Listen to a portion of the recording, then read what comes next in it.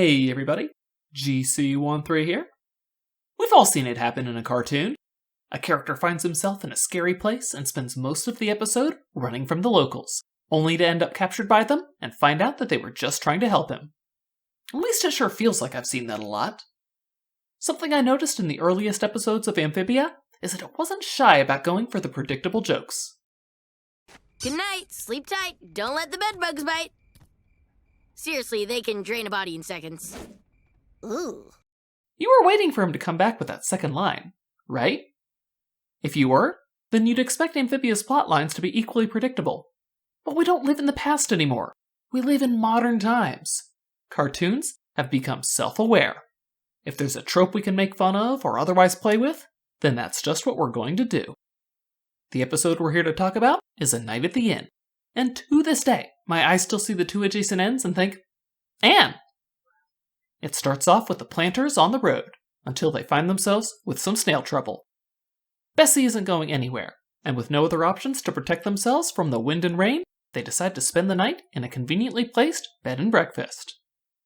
The proprietors of the Dandelion B&B are just about the sweetest, quaintest people you'll ever meet, and if you've watched many cartoons before, that should be setting off some pretty loud alarm bells in your head.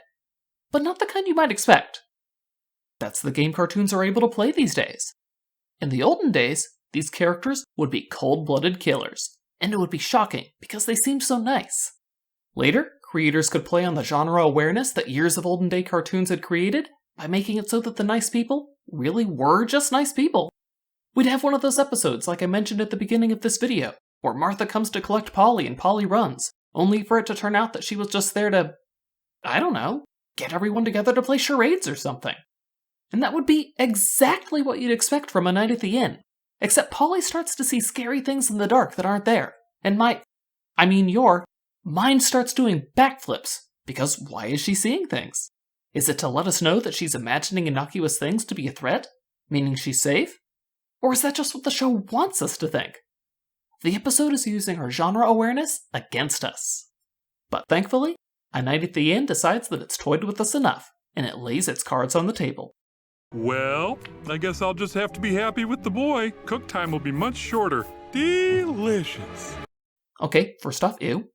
And second, that was very literal of you. Thank you. With the reveal that the proprietors are cannibals wanting to cook and eat the Planter family, we reach the end of our journey. At least from a trope-bending perspective. While I do wonder what it says about the world of Amphibia that there are 2 episodes in the first season with cannibal frogs in them, probably nothing that the town of Wartwood doesn't already, to be honest, we've settled into a first-generation horror setup. The very nice people are actually very mean. To you, anyway. They are super sweet to each other.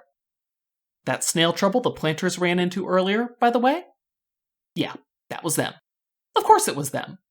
We get to see the snails of their victims, still kept in the barn.